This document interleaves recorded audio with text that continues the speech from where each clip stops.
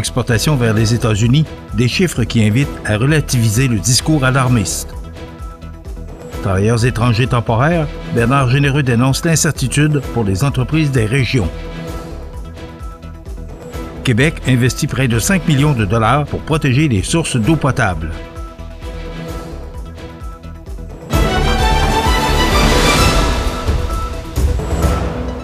Mardi 17 mars 2026, fête des Irlandais.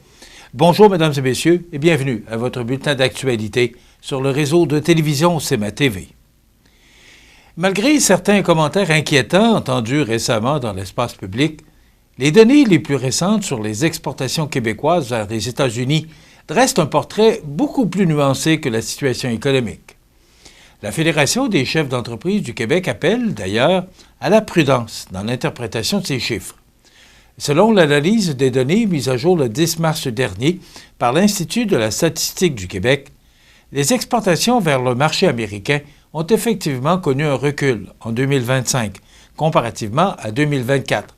Mais la performance globale solide lorsqu'on la compare aux tendances observées au cours des 5 dernières années. Concrètement, la valeur des exportations québécoises vers les États-Unis a diminué de 6,9 % entre 2024 et 2025.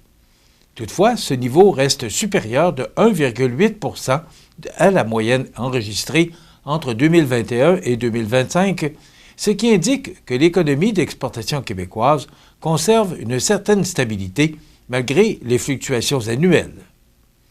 Une analyse plus détaillée montre également que les reculs observés sont concentrés dans un nombre limité de secteurs, souvent plus sensibles aux cycles économiques ou aux variations des prix internationaux.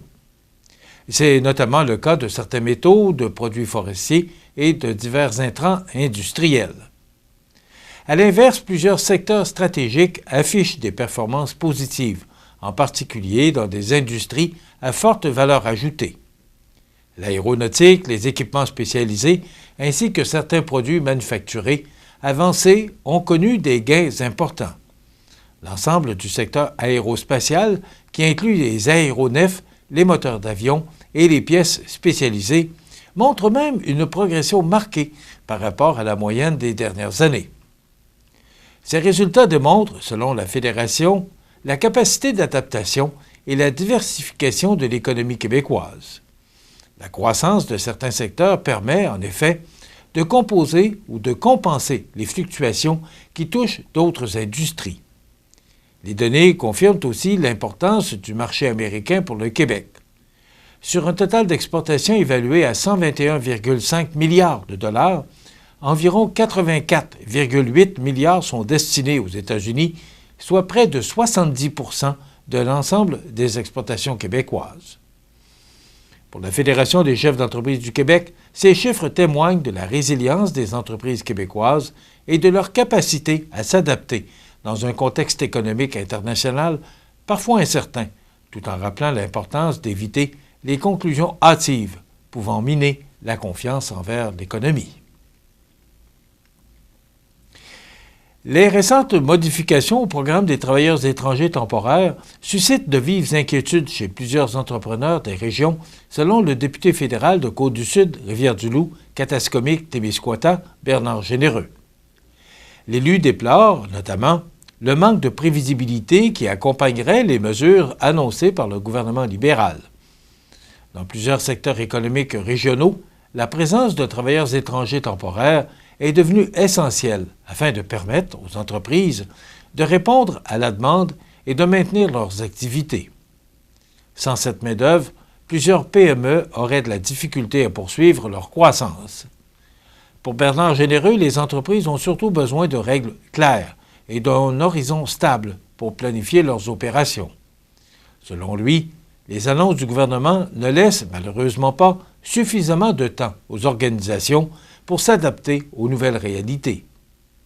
Le député rappelle qu'il réclame depuis plusieurs mois, avec ses collègues, l'instauration d'une période de transition de 5 ans pour les régions où le taux de chômage est inférieur à 5,5 %. Une telle mesure permettrait aux entreprises de s'ajuster graduellement à un éventuel resserrement des règles en matière d'immigration. Selon lui, cette approche donnerait aux entrepreneurs le temps nécessaire pour adapter leur stratégie de recrutement tout en protégeant la vitalité économique des communautés régionales. Au cours des dernières semaines, Bernard Généreux dit avoir rencontré plusieurs PME de sa circonscription ainsi que les chambres de commerce de Montmagny et de Rivière-du-Loup afin de discuter des impacts possibles des changements au programme.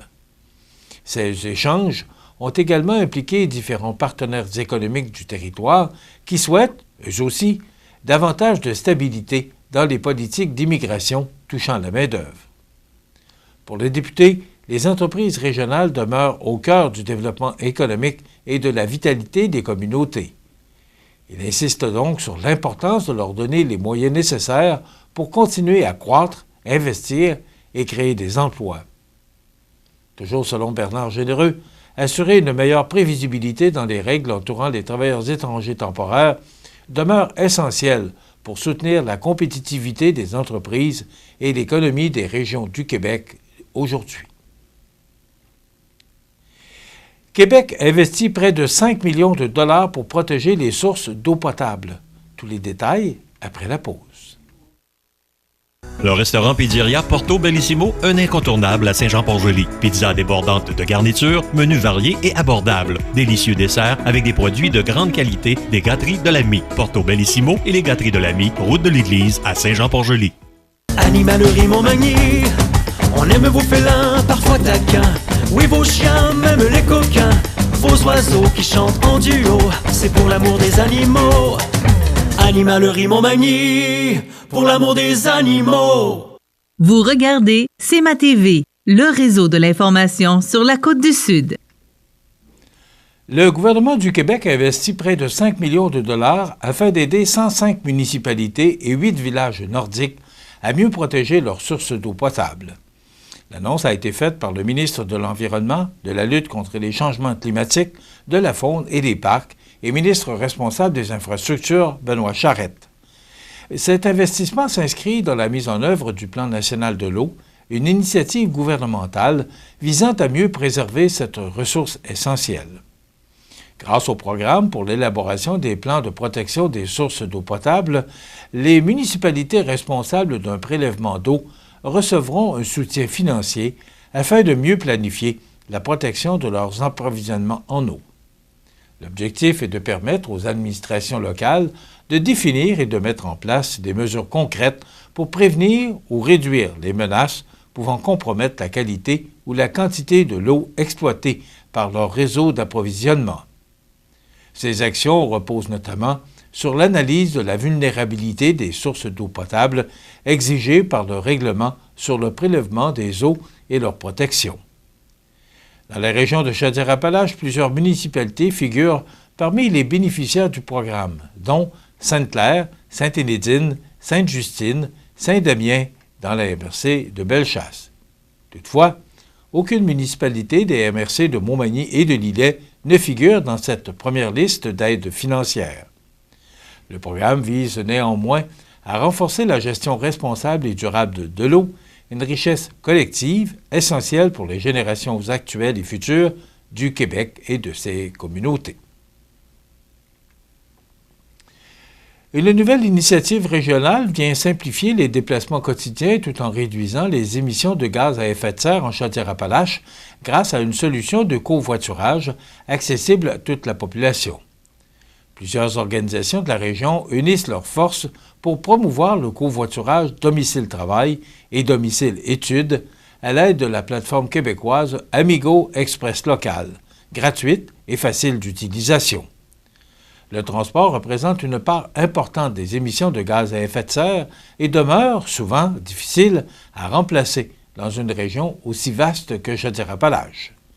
Pour répondre à cette réalité, plusieurs partenaires ont décidé de créer un grand bassin d'utilisatrices et d'utilisateurs afin de faciliter la mise en relation entre conducteurs et passagers. Parmi les organisations impliquées figurent notamment l'Université du Québec à Rimouski, campus de Lévis, le Cégep de Lévis, le Cégep de Thetford et son campus de Lotbinière. Le Centre intégré de santé et de services sociaux de Chaudière-Appalaches, la Table régionale des élus municipaux de Chaudière-Appalaches, l'Inter-CDC, le Conseil régional de l'environnement et les 9 Carrefour Jeunesse Emploi participent également à cette mobilisation. En utilisant une seule plateforme commune, les partenaires souhaitent offrir une alternative concrète à l'auto solo, réduire les coûts de transport et diminuer l'empreinte environnementale des déplacements quotidiens. La plateforme permet maintenant d'organiser des trajets de courte distance entre le domicile et le travail ou les études. Les partenaires invitent maintenant employeurs, organisations, municipalités et citoyens à adopter cette solution simple et conviviale. Enfin, l'organisme L'Élan Collectif annonce l'arrivée de Mijanou Roy à titre de coordonnatrice des événements et du développement des initiatives locales. Cette nomination marque une nouvelle étape dans le déploiement des activités de l'organisme qui souhaite mobiliser davantage la communauté autour des projets rassembleurs. Mijanou Roy contribuera à la planification et à la réalisation d'événements, d'ateliers, de conférences et d'initiatives sociales portées par l'Élan Collectif. Au cours des dernières années, elle a, notamment, agi comme agente de développement et chargée de projet, participant activement au déploiement des initiatives. Et les initiatives éco-réussites dans la région de l'Îlet. Dans ce rôle, elle a collaboré avec plusieurs partenaires du milieu, dont des municipalités, des écoles, des organismes communautaires et des citoyens, afin de mettre sur pied des projets favorisant la participation des jeunes, des familles et de l'ensemble de la communauté. Excusez-moi. Mijanou Roy se dit enthousiaste de se joindre à l'équipe. Elle affirme que la mission de l'Élan Collectif, axée sur la culture, l'environnement et l'innovation sociale, rejoint profondément ses valeurs. Elle souhaite contribuer activement au développement de projets rassembleurs et au rayonnement de l'abri du temps.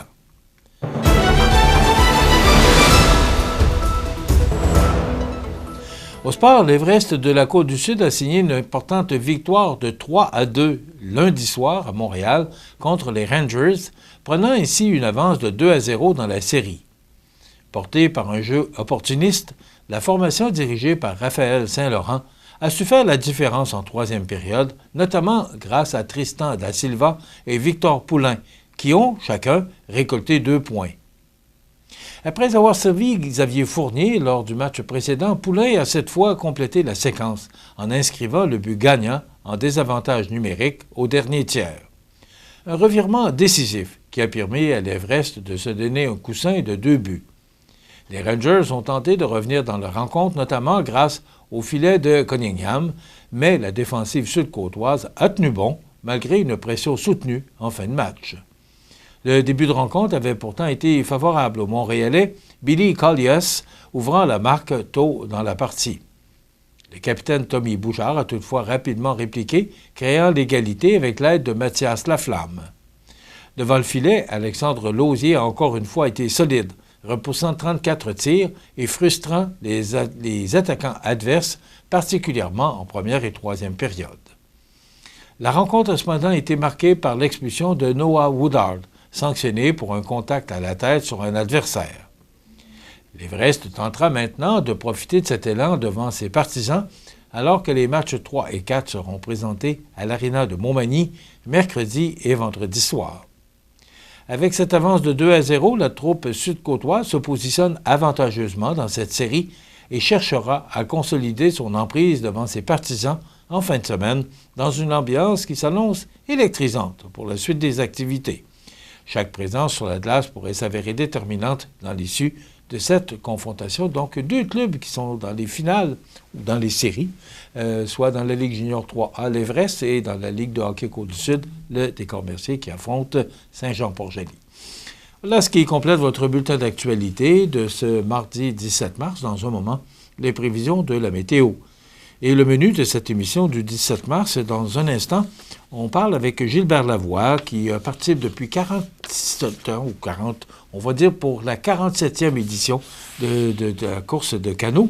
Et on aura Audrey Saint-Pierre qui nous fera part de ses trouvailles au Collège Jésus-Marie de Bellechasse. Et bien sûr, il y aura l'actualité de fin d'émission. Donc, ce sont les principaux points qui vous seront présentés dans le cadre de l'émission Bonjour Côte-du-Sud de cette édition du 17 mars. Je vous souhaite donc une excellente émission à notre antenne.